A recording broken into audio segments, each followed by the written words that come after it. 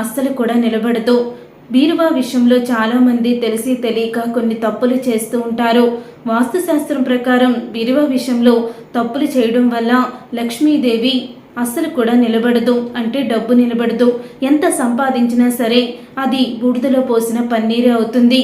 ముఖ్యంగా బీరువా విషయంలో మీరు కొన్ని జాగ్రత్తలు తప్పకుండా తీసుకోవాలి. మనం డబ్బులు దాచుకునే బీరువా ఎప్పుడు కూడా శుభ్రంగా సువాసన భరితంగా ఉండాలి. చల్లా చెదురుగా బట్టలు అవి కూడా ఉండకూడదు. అదేవిధంగా డబ్బులు దాచుకునే ప్రదేశంలో లాకర్ లాగా ఇస్తారు కదా, ఆ లాకర్ లాగా ఇచ్చే ప్రదేశంలో మీరు ఎక్కువగా ఎటువంటి వేస్ట్ వస్తువులు, ఇనుప వస్తువులు కానీ లేకపోతే ఇతరత్ర ఏమైనా వస్తువులు కానీ పెట్టకూడదు. ఎక్కువగా లక్ష్మీదేవికి సంబంధించిన మంగళకరమైన వస్తువులు, లక్ష్మీ గవ్వలు, తామర గింజలు, మంత్రజపం చేసుకునే దండలు ఇలాంటివి పెట్టుకోవచ్చు. కానీ వీటిని మాత్రం పెట్టకూడదు. వీటిని అంటే ఎండిపోయిన పువ్వులు, నిమ్మకాయలు అలాంటివి అస్సలు కూడా పెట్టకూడదు. అదేవిధంగా బీరువాలో మనం నిత్యం వాడుకునే బట్టలు పెట్టుకోకూడదు. ఎప్పుడైనా దేవాలయాలకి, శుభకార్యాలకి వెళ్ళినప్పుడు వేసుకునే బట్టలను మాత్రమే పెట్టుకోవాలి. అలా చేస్తేనే ఆ బీరువాకి పవిత్రత అనే ఉంటుంది. ఆడవారు నెలసరి సమయంలో ఆ 3 రోజులు కూడా బీరువాని తాకకపోవడమే మంచిది. అలా చేస్తే కూడా మీకు లక్ష్మీదేవి అనుగ్రహం అనేది కలుగుతుంది. చాలామంది కూడా బీరువాని ఏ దిశలో పెట్టాలో సరిగ్గా వారికి తెలియదు. బీరువాని ఎక్కువగా నైరుతి దిశలో లేకపోతే ఉత్తర దిశలో పెట్టుకోవాలి. ఉత్తర దిశలో పెట్టుకుంటే డబ్బు, ధనం, బంగారం దాచుకునే బీరువాని ఉత్తర దిశలో కుబేర స్థానం అంటారు.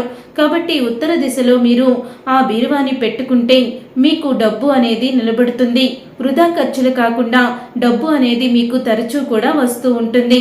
అదేవిధంగా బీరువా పైన చాలామంది బీరువా పైన ఖాళీగా ఉంది కదా, ఆ సూట్ కేసులని, పుస్తకాలని, ఇంట్లో ఉన్న పనికిరాని చెత్త అంతా బీరువా మీద పెట్టేస్తారు. కానీ ఇట్టి పరిస్థితిలో కూడా బీరువా పైన బరువు ఉండకూడదు.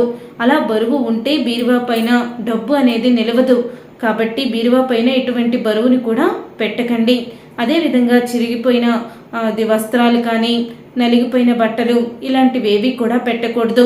ఎప్పుడూ కూడా బీరువా అనేది తెరవంగానే సువాసన రావాలి. కాబట్టి జవ్వాది పౌడర్ కానీ, అత్తరు కానీ, మల్లెపూ అత్తరు ఉంటుంది కదండి, అత్తరు కానీ మీరు బీరువాలో ఉపయోగించండి.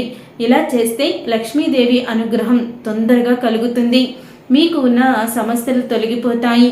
మనం డబ్బు దాచుకునే ప్రదేశంలో తప్పకుండా స్వస్తిక్ గుర్తునైతే వేయాలి. స్వస్తిక్ గుర్తు వేయడం వల్ల డబ్బులో కూడా నెగిటివ్ ఎనర్జీ ఉంటుంది.